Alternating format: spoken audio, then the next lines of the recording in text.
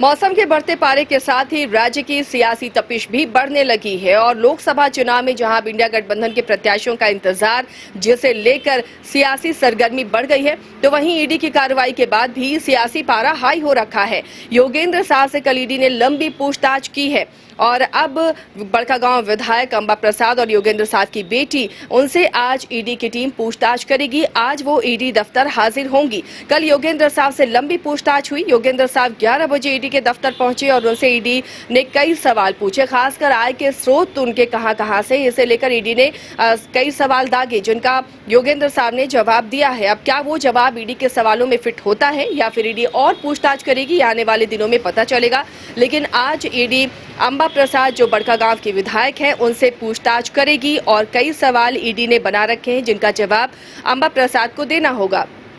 हालांकि कल अंबा प्रसाद ईडी कार्यालय पहुंची थी अपने पिता के लिए दवा और खाना लेकर। उस वक्त वो काफ़ी कॉन्फिडेंट दिख रही थी। उन्होंने कहा कि उन्होंने संघर्ष देखा है, संघर्ष किया है और आगे भी वो संघर्ष करेंगी। वो डरने वाली नहीं है, झुकने वाली नहीं है और जो भी सवाल होंगे उन तमाम सवालों का वो जवाब देंगे। आपको बता दें कल ईडी ने जो आय के स्रोतों के बारे में योगेंद्र साह से पूछताछ की है, उसमें छापेमारी जब 12 मार्च को हुई थी तो 20 ठिकानों पर छापेमारी की गई थी। उनसे जो दस्तावेज बरामद हुए हैं उन तमाम दस्तावेजों की पड़ताल की गई है और वही सब दस्तावेजों से अंबा प्रसाद से भी उन दस्तावेजों को लेकर पूछताछ होगी और अंबा प्रसाद को उन तमाम सवालों के जवाब देने होंगे।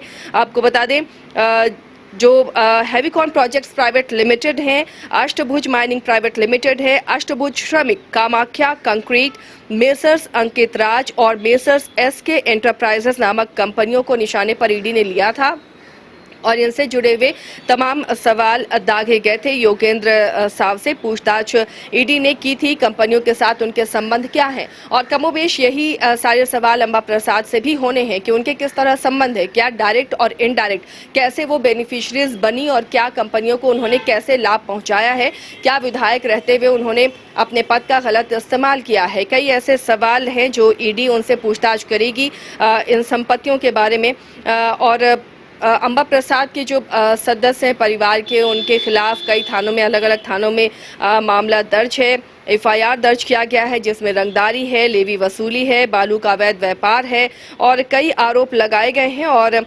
योगेंद्र साह और उनके करीबी अंबा प्रसाद, तमाम लोगों को मिला दें तो 20 ठिकानों पर 13 मार्च को ये छापेमारी ईडी ने की थी और कई दस्तावेजों के बरामद होने की जानकारी मिली थी। हालांकि इन तमाम सवालों का किस तरह अंबा प्रसाद जवाब देती हैं, क्या योगेंद्र साह के जवाब से ईडी संतुष्ट हुआ और अब अंबा प्रसाद जो सवालों के जवाब देंगी क्या उससे ईडी संतुष्ट होगी और अगर जांच का दायरा बढ़ता है तो क्या विधायक अंबा प्रसाद की मुश्किलें बढ़ सकती हैं। क्या ईडी के रडार पर हैं अंबा प्रसाद, जिस तरह से पूर्व मुख्यमंत्री हेमंत सोरेन भी ईडी की गिरफ्त में है, क्या आने वाले दिनों में कुछ बुरा हो सकता है। ईडी अगर अंबा प्रसाद के सवालों से संतुष्ट नहीं होगी तो अगला सम्मन भी जारी किया जा सकता है और कई और दस्तावेजों की जुगाड़ में भी ईडी होगी जो आरोपों को सिद्ध कर सके।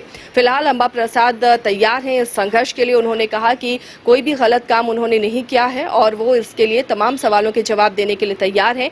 थोड़ी देर बाद ईडी कार्यालय पहुंचेंगे अंबा प्रसाद और ईडी के तमाम सवालों का जवाब देंगी और जैसे ही जवाब देकर वो निकलती हैं वो तमाम तस्वीरें, वो तमाम खबरें आप तक हम पहुंचाते रहेंगे। आप देखते रहिए न्यूज़ 22 को।